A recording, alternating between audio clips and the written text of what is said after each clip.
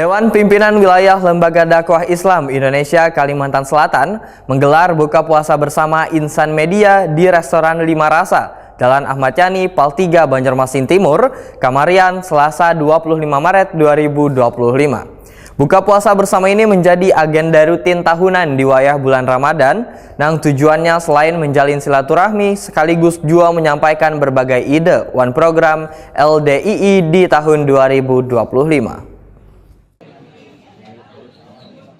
Dewan Pimpinan Wilayah Lembaga Dakwah Islam Indonesia Kalimantan Selatan menggelar buka puasa bersama Insan Media di restoran Lima Rasa, Jalan Ahmad Yani, Pal 3, Banjarmasin Timur, Kamarian, Selasa 25 Maret 2025. Buka puasa bersama nang turut dihadiri Ketua DPW LDII Kalimantan Selatan Dedi Supriyatna bersama jajaran, menjadi agenda rutin tahunan di wayah bulan Ramadan nang tujuannya selain menjalin silaturahmi sekaligus menyampaikan berbagai ide One Program LDII di tahun 2025. Ketua DPW LDII Kalimantan Selatan, Dedi Supriyatna, Wahitakwani Prima TV memadahkan LDII kada hanya berfokus pada perkembangan dakwah Islam di berbagai kalangan, namun juga dalam sosial, kemasyarakatan, hingga pendidikan.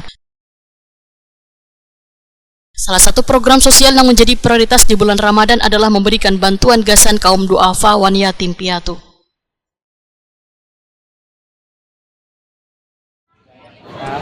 LDII Kalimantan Selatan ini benar-benar mengacu pada program nasional. Jadi ada beberapa klaster yang menjadi unggulan atau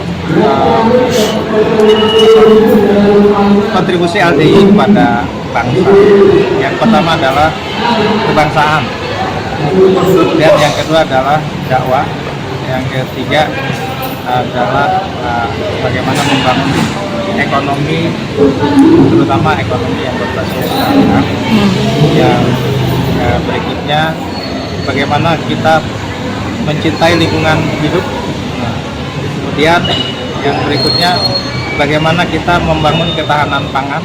Kemudian bagaimana kita juga membangun sistem kesehatan. Dan yang terakhir itu adalah bagaimana kita membangun atau memanfaatkan teknologi secara bijak, terutama teknologi informasi.